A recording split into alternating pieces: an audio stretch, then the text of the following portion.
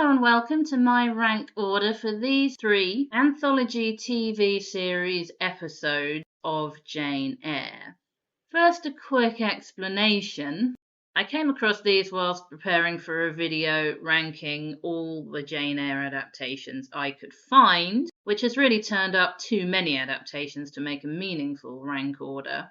But then these 3 I find I can't really judge on the same terms as the longer, fuller, pre-recorded adaptations. All of them are part of a weekly series filmed live where they have an hour time slot which includes appliance commercials, and therefore all of them are very truncated and only take the part of the story about Jane meeting Edward Rochester, finding out that he's married, leaving and then coming back after the fire. And they're all set very nearly entirely at Thornfield. Unlike other kinds of adaptation, they do all have certain technological limitations that don't worry me. And despite those similarities, there are differences too. And I did find watching them that I had a rank order for the 3 of them. So here it is. In third place is the Studio One 1949 episode, which starred Mary Sinclair and Charlton Heston. Even though I have enjoyed both of those actors in other things, they are my least favourite of these 3. I found the acting was a little stilted. I didn't believe in the love and the passion and the stakes as much as I did with the others. And towards the end, the incredibly small portion not set at Thornfield, Jane is sitting in some unspecified place, the calling to each other spiritually, I found rather lacklustre, I'm afraid. Jane. Jane. Where are you? I hear him. It doesn't make any attempt to stage that first meeting where he falls off his horse, which is understandable with this live production with limited resources. The other 2 do a version of that, whereas in this one, when Jane first meets Rochester, she knows exactly who he is. And in that scene where they have that conversation, I play a little and all that kind of thing, there's some rather distracting directing going on. And being in third place, I've been very negative about it so far. Those are the things I don't like so much. But Studio One has its charms, and they must have all worked very hard to get out a script, rehearsals, sets, live performances every week, and it does its job fine. It tells the story. But I did prefer, in second place, the Matinee Theater episode from 1957, which stars Joan Ellan and Patrick Macnee. It does what it needs to do very well in the hour time slot. Almost all the time, characterization is on point, and I do think it's effective, an artistic decision they made to add their own scene to parallel the conversation Rochester had with Jane. What would you do? I'd turn them out of the room. I could.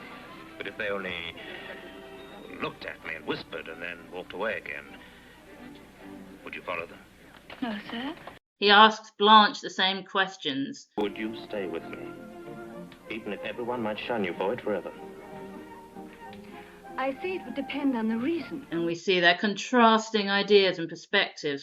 When they stage that first meeting scene with Rochester falling off his horse, they use sound effects and Patrick Macnee hurling himself onto the screen, which in a way is sort of quite comical looking back nowadays, but it was the best that they could do at the time in that medium. And I do appreciate the inclusion of that scene, that kind of intense meeting where she doesn't know who he is. Just a couple of things I don't like, which are a bit damaging to Rochester's character. One is that in order to show the passion that he feels for Jane, which does come through in this adaptation, he's drunk and he gets in Jane's personal space and she seems uncomfortable. And I could see how you might get that from her reactions to him in the book, but I think it's too much. It doesn't seem right. And the other thing, again, sort of understandable for a quick, visual, clear thing, but not right for the character, is that he keeps Bertha chained up. And say what you like about Rochester, I feel it's mostly Jane that he wrongs in this story.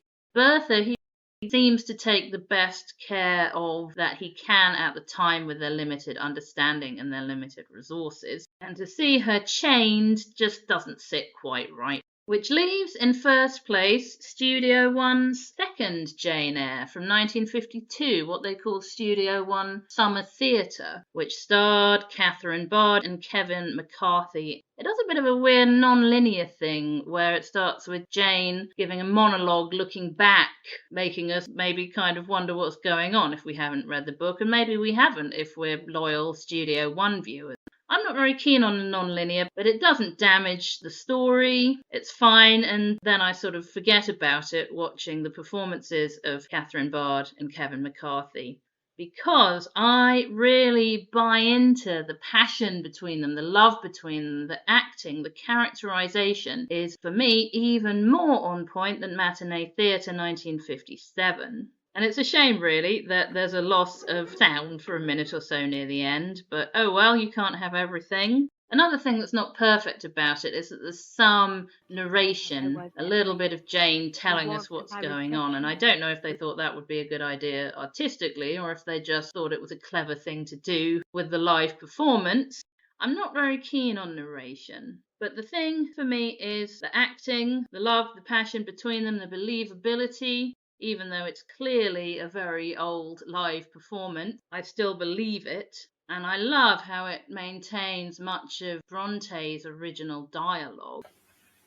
You must be tenacious of life. No wonder you have the look of another world. I marveled this afternoon where you'd got that sort of face. That, combined with the performances, is really all you need to get across what she put on the page. So yes, I like this cast better than in 1949, better than in 1957, and I do appreciate that Adele is an actual young child. In 1957, she's a bit older. In 1949, I can't find any actual information about that actress, not even her name, and certainly not her age. It's hard to tell how old she is, but she seems like a small, mature young woman. Understandable for a live production. And okay, Catherine Bard and Kevin McCarthy's child does struggle a little bit with the live performance, no more than you'd expect. And together they make that my favourite one of these three. And if that was interesting to you, please do look for my longer video ranking all the many longer adaptations that I have found.